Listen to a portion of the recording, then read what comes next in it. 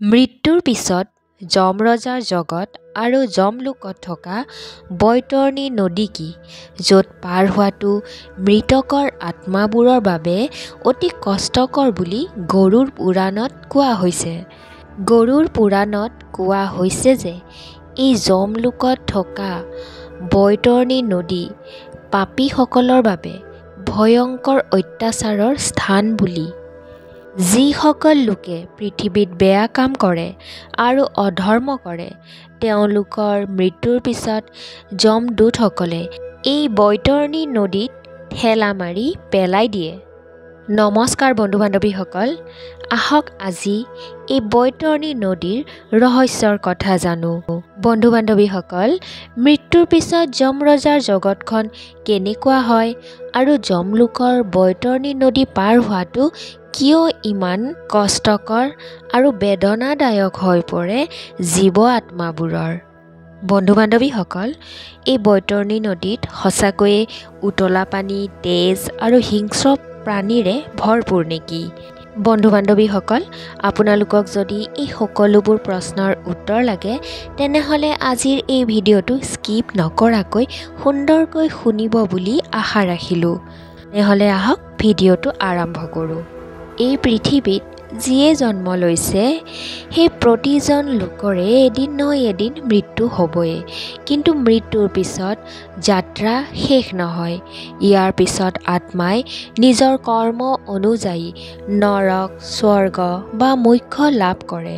নৰকত পোৱা অত্যাচাৰৰ বৰ্ণনা গৰুড় পুৰাণত পোৱা যায়। ইয়াত কোৱা হৈছে যে কি কৰ্মৰ কাৰণে কোনো প্ৰাণীয়ে নৰকত অত্যাচাৰ ভোগ কৰিবলগীয়া হয় আৰু সেই কৰ্মৰ কাৰণে কেনেদৰে কিছুমান জীৱ বৈতৰণী নদীত পৰে।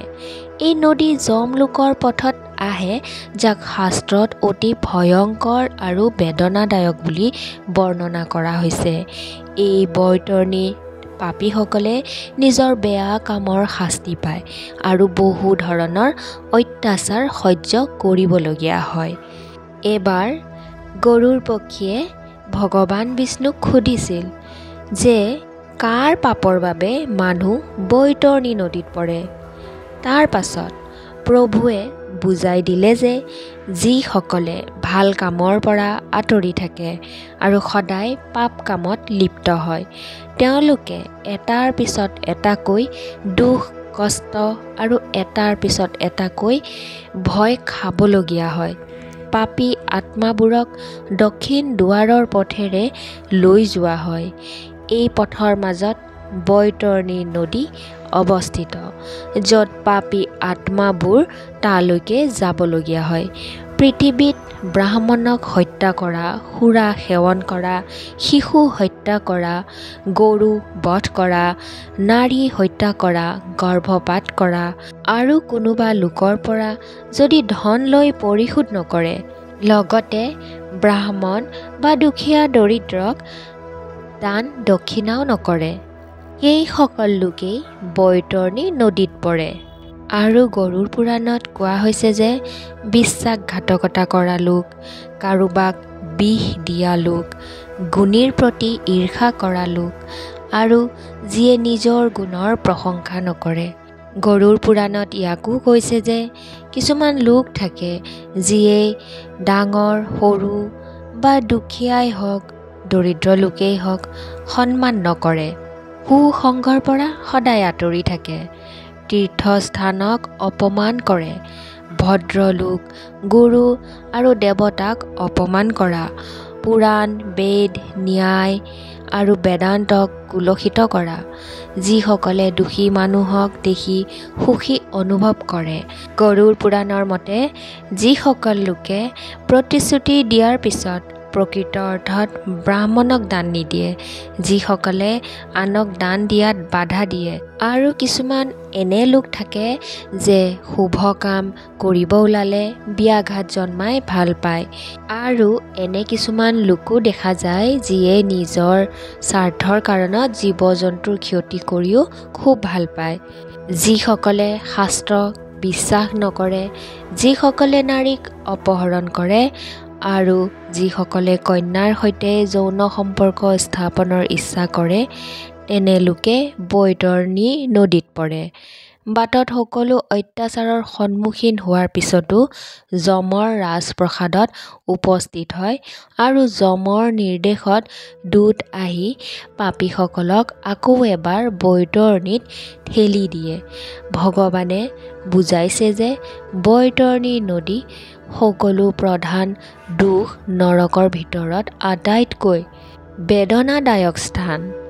এই কাৰণে যমদূতসকলে পাপীসকলক এই নদীত পেলাই দিয়ে। কোৱা হয় যে এই বৈতৰণী নদীত উতলা পানী, তেজ, পুজ আৰু হিংস্ৰ প্ৰাণীৰে ভৰপূৰ বুলি।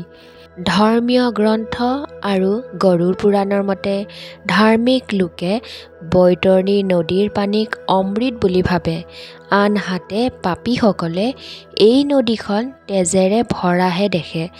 বৈতৰণী নদী 100 যোজনাত বিস্তৃত আৰু ইয়াত শগুন আৰু মাছ বৃহৎ সংখ্যক উপস্থিত থাকে বুলি বিশ্বাস কৰা হয়। এই নদীৰ পানী উতলিয়ে থাকে আৰু ইয়াত লেতেৰা, দুৰ্গন্ধ, মাংস আৰু বহুতো প্ৰকাৰৰ জীৱ-জন্তু থাকে। এই বৈতৰণী নদীত পৰি যোৱা পাপীসকলে ভয়ংকৰ জীৱ আৰু উতলা পানীৰ যন্ত্ৰণা পাই কান্দি থাকে। পাপীসকলৰ বাবে এই নদী পাৰ হোৱাটো অতি কঠিন। এই অত্যাচাৰৰ পৰা হাত সাৰিবলৈ কিছু সমাধানৰ কথাও পুৰাণত উল্লেখ কৰা হৈছে। পুৰাণৰ মতে যদি কোনো ব্যক্তিয়ে মৃত্যুৰ সময়ত গৰু দান কৰিছে তেন্তে তেওঁক যমৰ দূতে বৈতৰণী নদী পাৰ হোৱাত সহায় কৰে।